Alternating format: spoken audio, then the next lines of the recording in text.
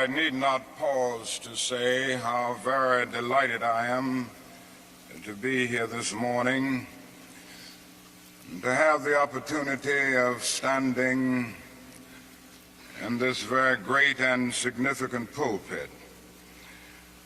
And I do want to express my deep personal appreciation to Dean Sayer and all of the cathedral clergy for extending the invitation.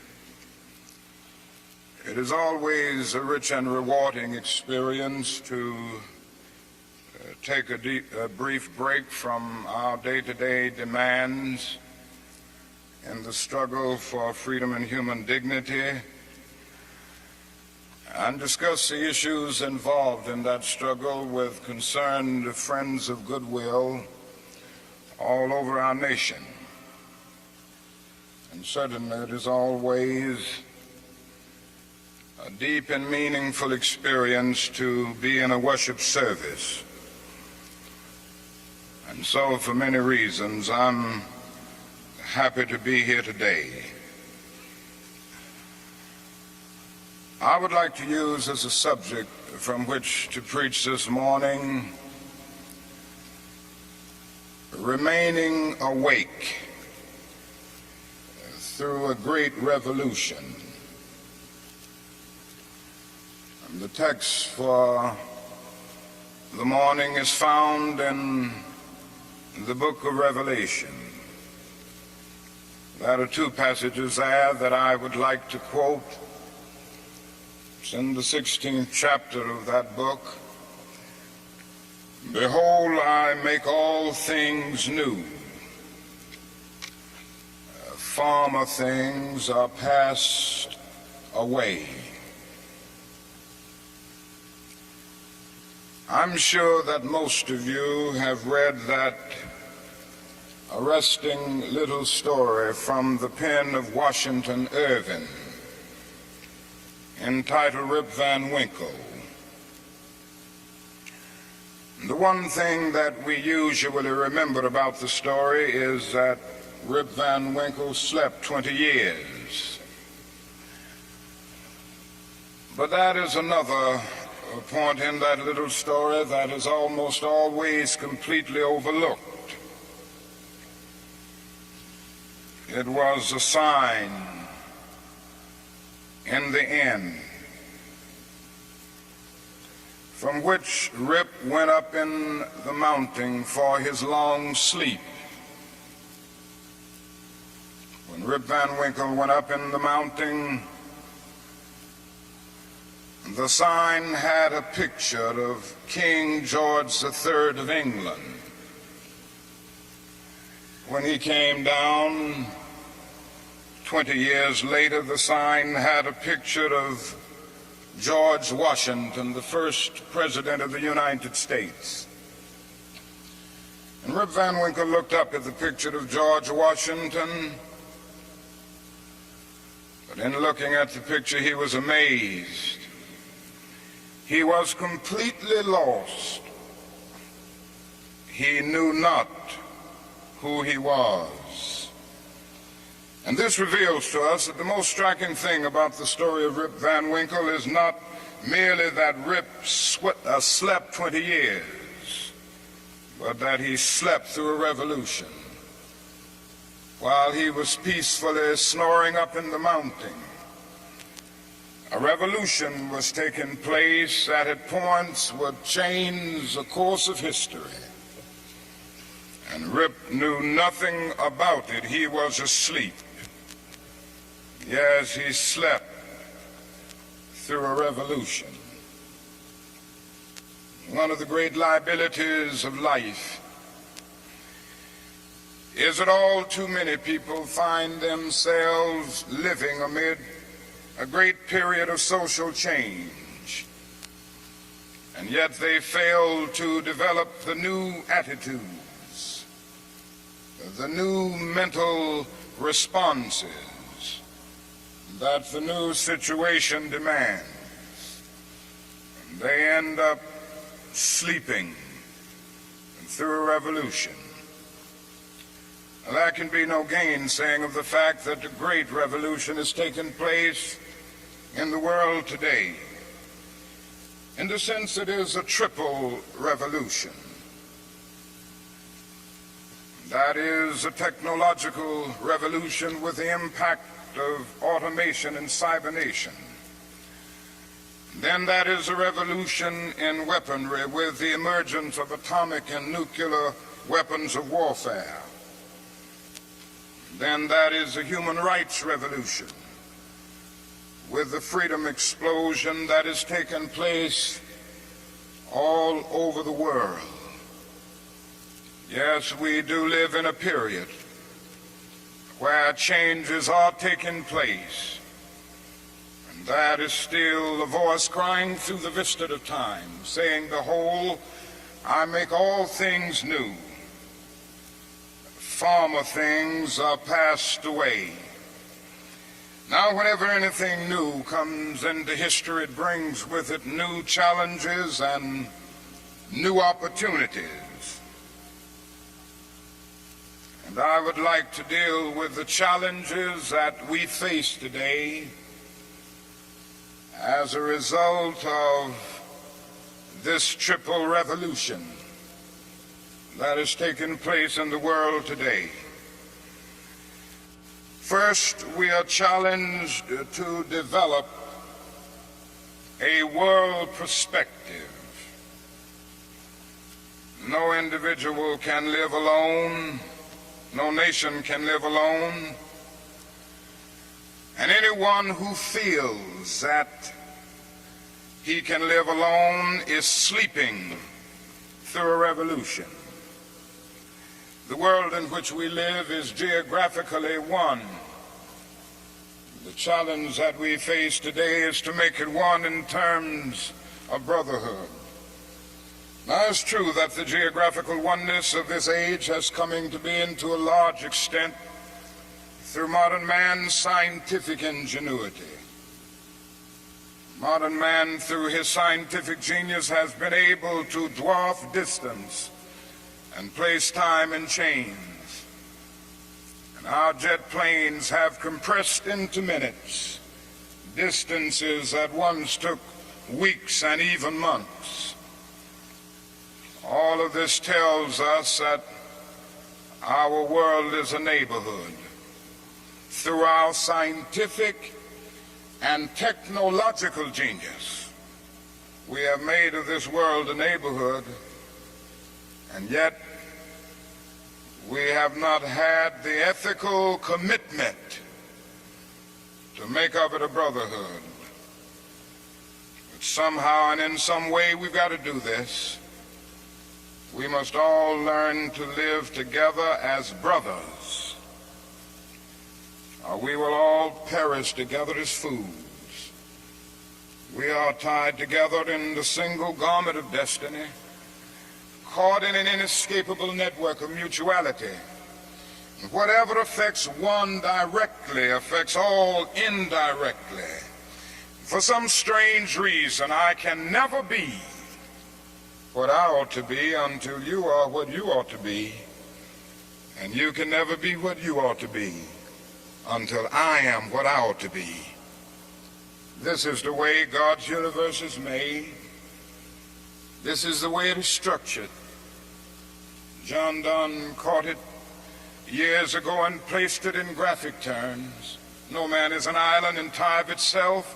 Every man is a piece of the continent, a part of the main. And he goes on toward the end to say, any man's death diminishes me because I am involved in mankind. Therefore never sin to know for whom the bell tolls. It tolls for thee. We must see this, believe this, and live by it if we are to remain awake through a great revolution. Secondly, we are challenged to eradicate the last vestiges of racial injustice from our nation. I must say this morning that Racial injustice is still the black man's burden and the white man's shame. It is an unhappy truth that racism is a way of life for the vast majority of white Americans, spoken and unspoken, acknowledged and denied, subtle and sometimes not so subtle. The disease of racism permeates and poisons a whole body politic. And I can see nothing more urgent than for America to work passionately and unrelentingly to get rid of the disease of racism. Something positive must be done. Everyone must share in the guilt, as individuals and as institutions. The government must certainly share the guilt. Individuals must share the guilt. Even the church must share the guilt. We must face the sad fact at 11 o'clock on Sunday morning when we stand to sing, "In Christ there is no east nor west." We stand in the most segregated hour of America. The hour has come for everybody, for all institutions, for the public sector and the private sector, to work to get rid of racism. Now, if we are to do it, we must honestly admit certain things and get rid of certain myths that have constantly been disseminated all over our nation. One is the myth of time. It is a notion that only time can solve the problem of racial injustice. And there are those who often sincerely say to the Negro and his allies in the white community, "Why don't you slow up? Stop pushing things so fast. Only time can solve the problem. And if you will just be nice and patient and continue to pray, in 100 or 200 years, the problem will work itself out." Well, that is an answer to that myth. And it is that time is neutral. It can be used either constructively or destructively. And I'm sorry to say this morning that I'm absolutely convinced that the forces of ill will in our nation, the extreme rightists of our nation, the people on the wrong side, have used time much more effectively than the forces of goodwill. And it may well be that we will have to repent in this generation, not merely for the vitriolic words and the violent actions of the bad people, but for the appalling silence and indifference of the good people who sit around and say, "Wait on time." Somewhere we must come to see that human progress never rolls in on the wheels of inevitability. It comes through the tireless efforts and the persistent work of dedicated individuals who are willing to be co-workers with God. And without this hard work, time itself becomes an ally of the primitive forces of social stagnation. So we must help time and realize that the time is always right to do right. Now, that is another myth that still gets around. It is a kind of over-reliance on the bootstrap philosophy. And there are those who still feel that if the Negro is to rise out of poverty, if the Negro is to rise out of slum conditions, if he is to rise out of discrimination and segregation, he must do it all by himself. And so they say the Negro must lift himself by his own bootstraps.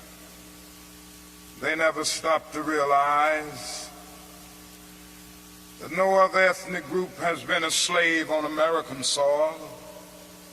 The people who say this never stop to realize that the nation made the black man's color a stigma. But beyond this, they never stop to realize the debt that they owe a people who were kept in slavery 244 years. In 1863, the Negro was told that he was free as a result of the Emancipation Proclamation being signed by Abraham Lincoln. But he was not given any land to make that freedom meaningful. It was something like keeping a person in prison for a number of years and suddenly discovering that that person is not guilty of the crime for which he was convicted. And you just go up to him and say, now you're free.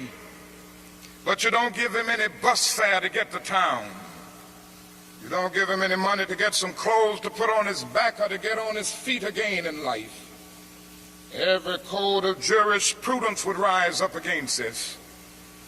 And yet this is the very thing that our nation did to the black man.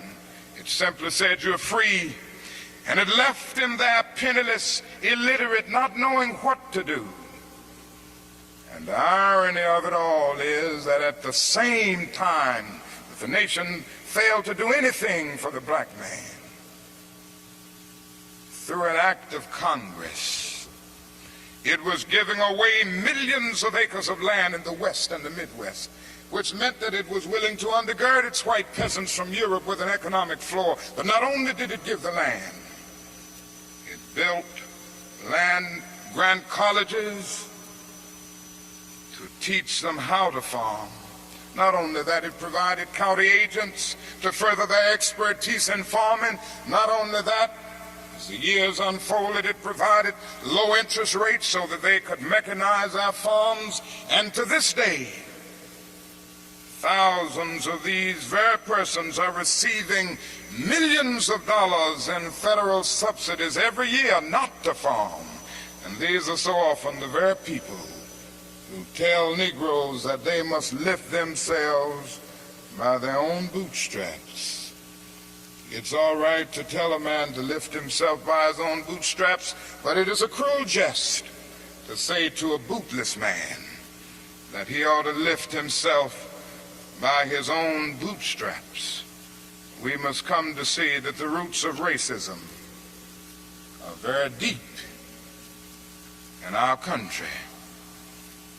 And there must be something positive and massive in order to get rid of all of the effects of racism and the tragedies of racial injustice.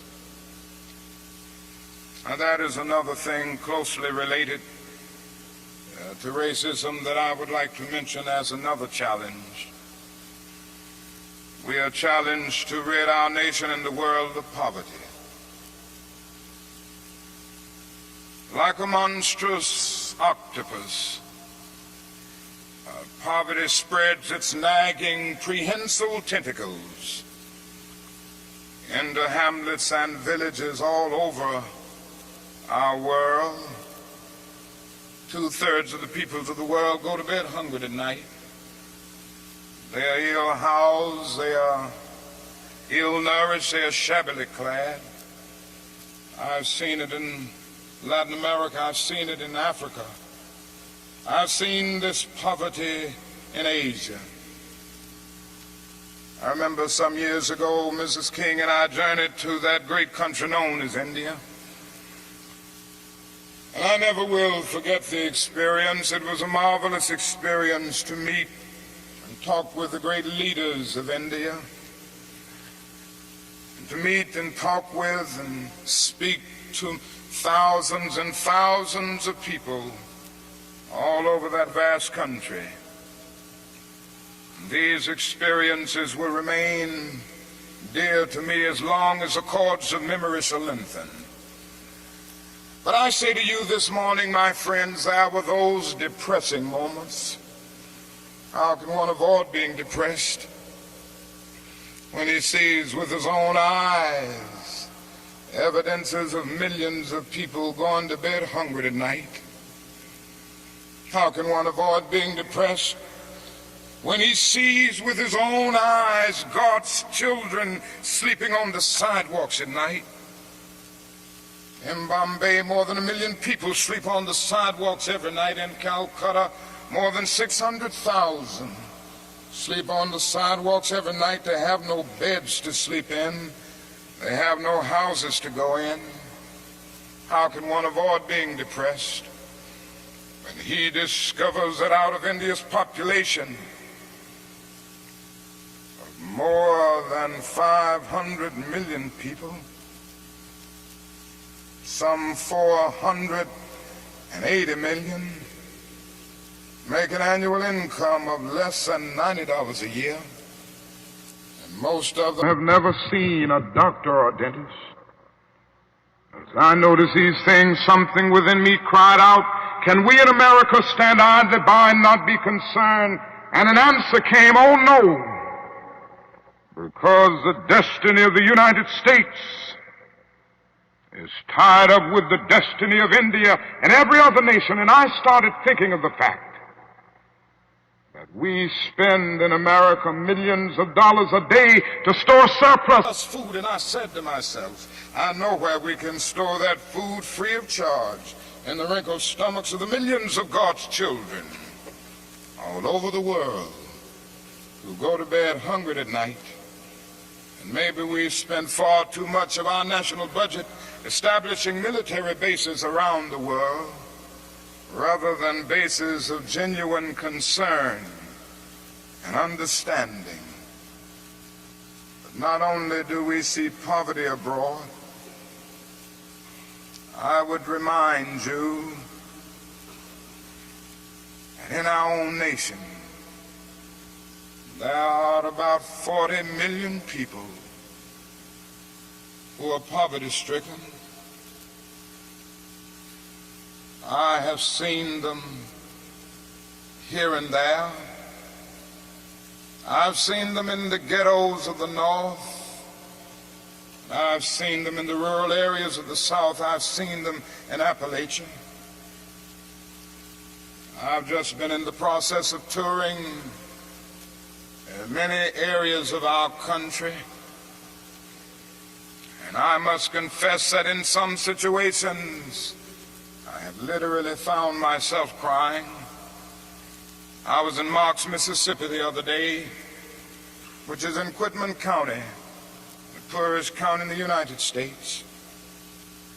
I tell you, I saw hundreds of little black boys and black girls walking the streets with no shoes to wear. I saw their mothers and their fathers trying to carry on a little Head Start program, but they had no money. The federal government hadn't funded them. They were trying to carry on, and they raised a little money here and there, trying to get a little food to feed the children, trying to teach them a little something. And I saw mothers and fathers who said to me, not only were they unemployed, but they didn't get any kind of income, no old age pension, no welfare check or anything. I said, how do you live? And they said, well, we go around to the neighbors and ask them for a little something. When the berry season comes, we pick berries. When the rabbit season comes, we hunt and catch a few rabbits. And that's about it. And I was in Newark and Harlem just this week. And I walked in to the homes of welfare mothers. I saw them in conditions, no, not with wall-to-wall carpet, but wall-to-wall rats and roaches. I stood in an apartment, and this welfare mother said to me, the landlord will not repair this place. I've been here 2 years.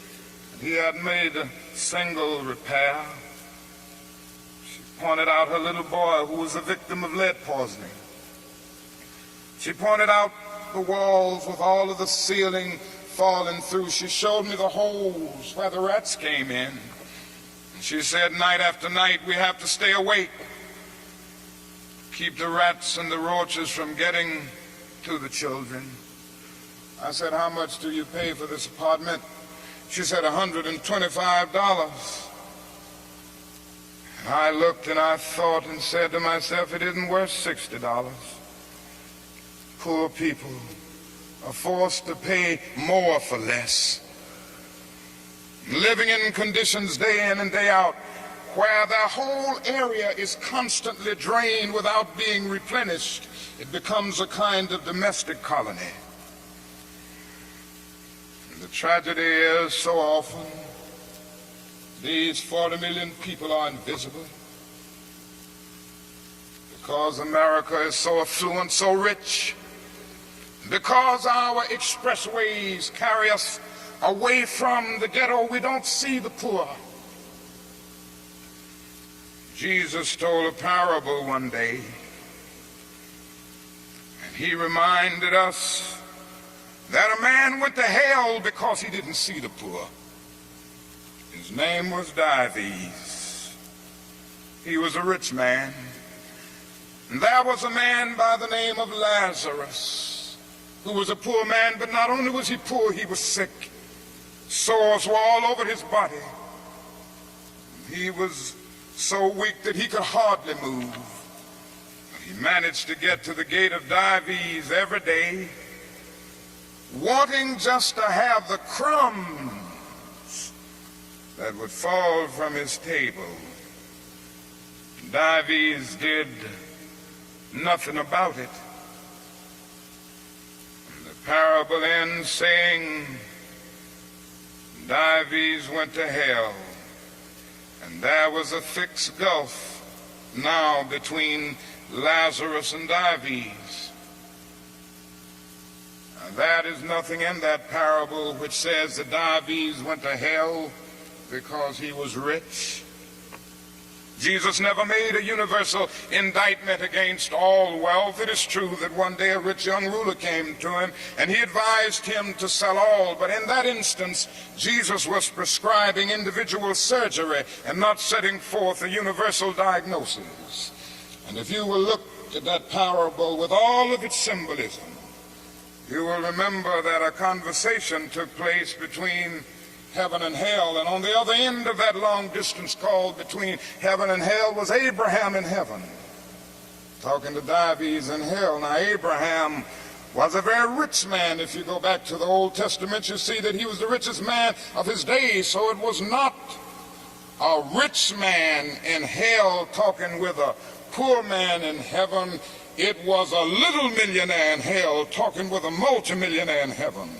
Dives didn't go to hell because he was rich. Dives didn't realize that his wealth was his opportunity. It was his opportunity to bridge the gulf that separated him from his brother Lazarus.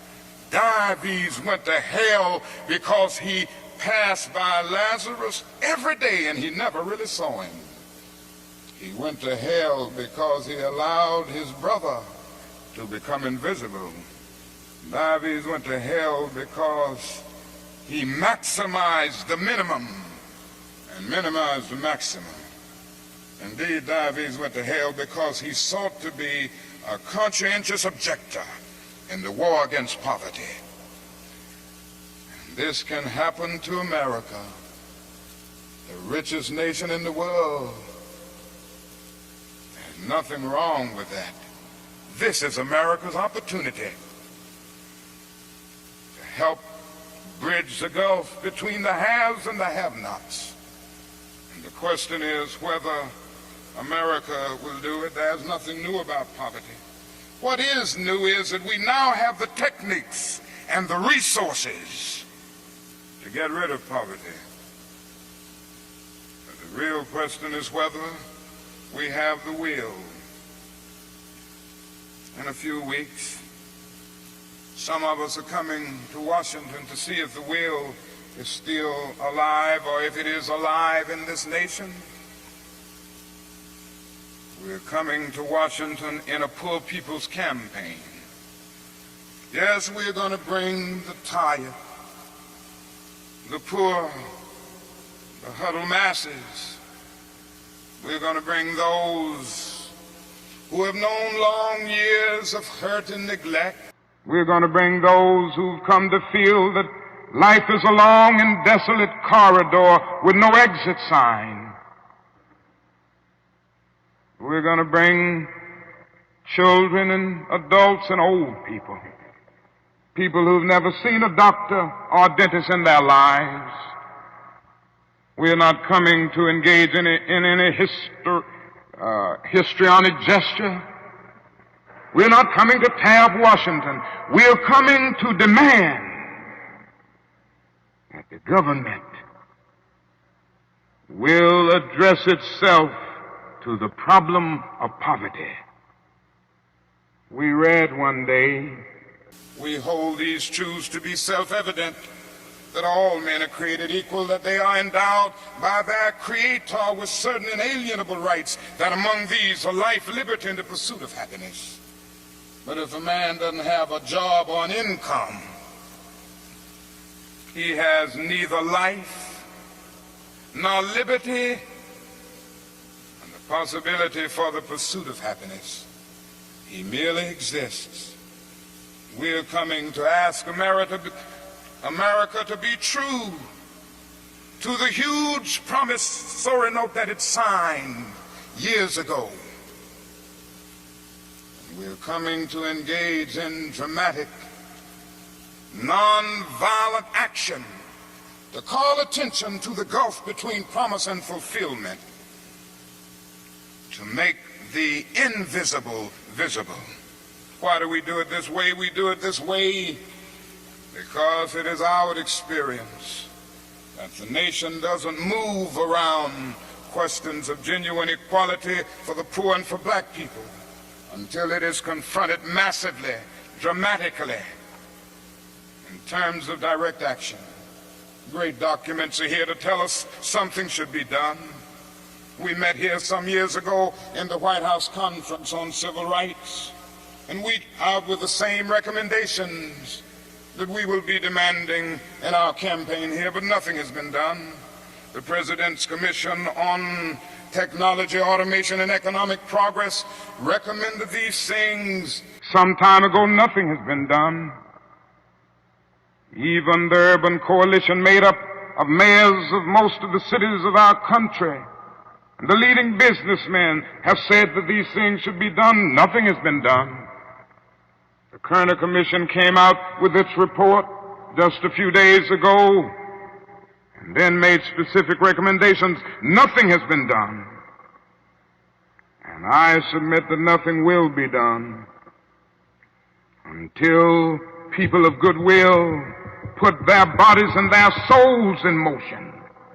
And it will be the kind of soul force brought into being as a result of this confrontation that I believe will make the difference. Yes, it will be a poor people's campaign. This is a question facing America. Ultimately, a great nation is a compassionate nation. America has not met its obligations and its responsibilities to the poor.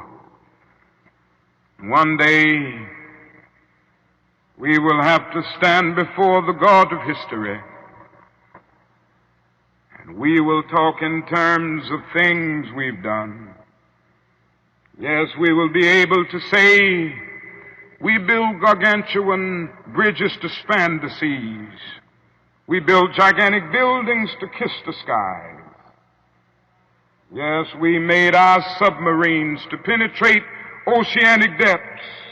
We brought into being many other things with our scientific and technological power. It seems that I can hear the God of history saying, that was not enough, but I was hungry, and ye fed me not. I was naked and ye clothed me not. I was devoid of a decent sanitary house to live in, and ye provided no shelter for me. And consequently, you cannot enter the kingdom of greatness. If ye do it unto the least of these, my brethren, ye do it unto me. That's the question facing America today. And I want to say one other challenge that we face is simply that we must find an alternative to war and bloodshed. Anyone who feels, and there are still a lot of people who feel that way, that war can solve the social problems facing mankind, is sleeping through a revolution.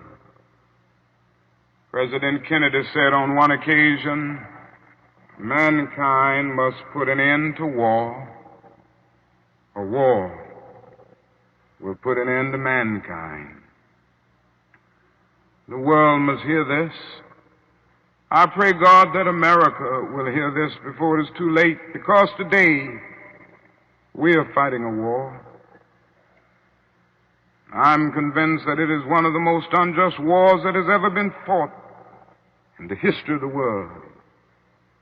Our involvement in the war in Vietnam has torn up the Geneva Accord. It has strengthened the military-industrial complex. It has strengthened the forces of reaction in our nation. It has put us against the self-determination of the vast majority of Vietnamese people and put us in a position of protecting a corrupt regime that is stacked against the poor. It has played havoc with our domestic destinies. On this day we are spending $500,000 to kill every Viet Cong soldier. Every time we kill one, we spend about $500,000, while we spend only $53 a year for every person characterized as poverty-stricken in the so-called poverty program, which is not even a good skirmish against poverty. But not only that, it has put us in a position of appearing to the world as an arrogant nation. Here we are 10,000 miles away from home, fighting for the so-called freedom of the Vietnamese people when we've not even put our own house in order. And we force young black men and young white men to fight and kill in brutal solidarity. And yet when they come back home, they can't hardly live on the same block together. The judgment of God is upon us today. And we could go right down the line and see that something must be done, and something must be done quickly. We have alienated ourselves from other nations, so we end up morally and politically isolated in the world. There's not a single major ally of the United States of America that would dare send a troop to Vietnam, and so the only friends that we have now are a few quiet nations like Taiwan, Thailand, South Korea, and a few others. This is where we are. Mankind must put an end to war, or war will put an end to mankind. And the best way to start is to put an end to the war in Vietnam, because if it continues, we will inevitably come to the point of confronting China, which could lead the whole world to nuclear annihilation. It is no longer the choice, my friends, between violence and nonviolence. It is either nonviolence or non-existence, and the alternative to disarmament, the alternative to a greater suspension of nuclear tests, the alternative to strengthening the United Nations and thereby disarming the whole world, may well be a civilization plunged into the abyss of annihilation, and our earthly habitat will be transformed into an inferno that even the mind of Dante could not imagine This is why I felt the need of raising my voice against that war and working wherever I can to arouse the conscience of our nation on it. I remember so well when I first took a stand against the war in Vietnam, the critics took me on and they had their say in the most negative and sometimes most vicious way. One day a newsman came to me and said, "Dr. King, don't you think you're going to have to stop now opposing the war and move more in line with the administration's policy? Because I understand it has hurt the budget of your organization, and people who once respect you have lost respect. People who once respected you have lost respect for you. Don't you feel that you've really got to change your position?" I looked at him and I had to say, "Sir, I'm sorry, you don't know me. I'm not a consensus leader. I do not determine what is right and wrong by looking at the budget of the Southern Christian Leadership Conference or by taking a sort of Gallup poll of the majority opinion. Ultimately, a genuine leader is not a searcher for consensus, but a mold of consensus. On some positions, cowardice asks the question, is expedient? And then expediency comes along and asks the question, is it politic? Vanity asks the question, is it popular? And conscience asks the question, is it right? And there comes a time when one must take a position that is neither safe, nor politic, nor popular. But he must do it because conscience tells him it is right. And I believe today that that is a need for all people of goodwill to come with a massive act of conscience and say, in the words of the old Negro spiritual, we ain't gonna study war no more. This is the challenge facing modern man. Let me close by saying that we have difficult days ahead in the struggle for justice and peace. But I will not yield to a politic of despair. I'm going to maintain hope. As we come to Washington in this campaign, the cards are stacked against us. This time we will really confront a Goliath. And God grants that we will be that David of truth set out against the Goliath of injustice, the Goliath of neglect, the Goliath of refusing to deal with the problems, and go on with a determination to make America the truly great America that it is called to be. I say to you that our goal is freedom, and I believe we're going to get there, because however much she strays away from it, the goal of America is freedom. Abused and scorned though we may be as a people, our destiny is tied up in the destiny of America. Before the Pilgrim Fathers landed at Plymouth, we were here. Before Jefferson etched across the pages of history the majestic words of the Declaration of Independence, we were here. Before the beautiful words of the Star-Spangled Banner were written, we were here. For more than 2 centuries, our forebears labored here without wages. They made cotton king, and they built the homes of their masters in the midst of the most humiliating and oppressive conditions. And yet out of a bottomless vitality, they continue to grow and develop. If the inexpressible cruelties of slavery couldn't stop us, the opposition that we now face will surely fail.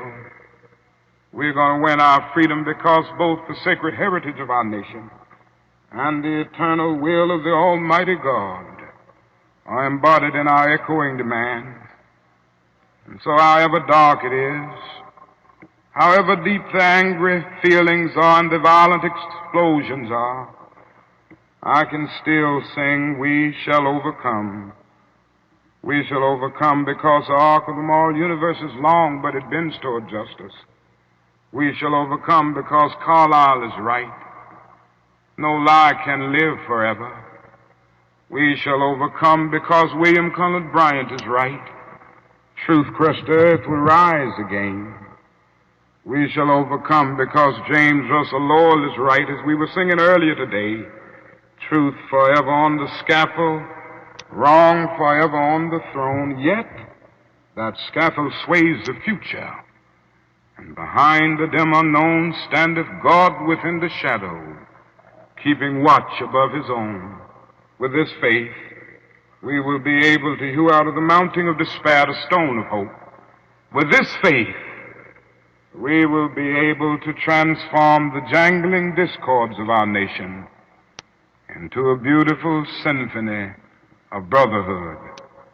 Thank God for John, who centuries ago out on a lonely, obscure island called Patmos caught vision of the New Jerusalem descending out of heaven from God, and who heard a voice saying, "Behold, I make all things new. Former things are passed away." God grant that we will be participants in this newness and this magnificent development. If we will but do it, we will bring about a new day of justice and brotherhood and peace. And that day the morning stars will sing together, and the sons of God will shout for joy. God bless you.